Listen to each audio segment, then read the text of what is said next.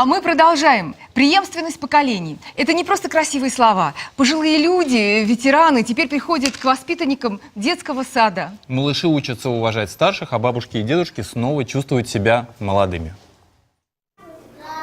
Здравствуйте, ребятки, здравствуйте, какие вы хорошие.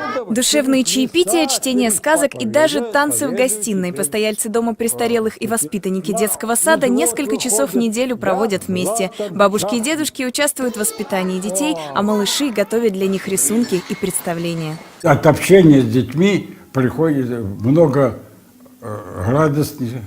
радостные моменты приходят и становится как-то более раскованным, ласковым становится. С ними говоришь так, и они понимают.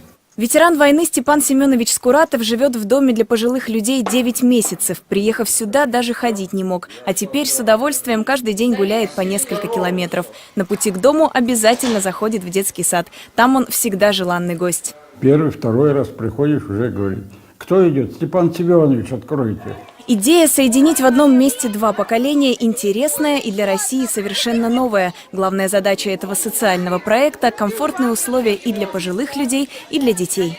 Если зимой бабушки, дедушки и малыши встречались в детском садике у камина, то весной, когда все вокруг цветет и греет солнце, они стараются чаще выходить вместе на улицу. Организаторы делают все, чтобы их времяпрепровождение было интересным и полезным. Например, сегодня в программе выступление фокусника. Проекту меньше года, но он уже приносит плоды. Малыши и пожилые люди положительно влияют друг на друга. Дети учатся уважать старших, а бабушки и дедушки молодеют на глазах. Мы хотим интегрировать поколения в жизнь друг друга с тем, чтобы пожилым людям дать дополнительный какой-то стимул для эмоционально окрашенной, положительно эмоционально окрашенной жизни, а из детей вырастить тех толерантных молодых людей, взрослых людей, которые сумеют воспитать уже своих детей с уважением и к старости, и к какой-то иногда потере дееспособности. Для деток, чьи бабушки и дедушки далеко, опека и забота старшего поколения очень важна. В свою очередь, старики, которые лишены постоянного общения с родными внуками, как никто другой нуждаются в детском внимании. Здесь пожилые люди не чувствуют себя одинокими. Малыши с удовольствием делятся с ними искренностью и бесконечной энергией.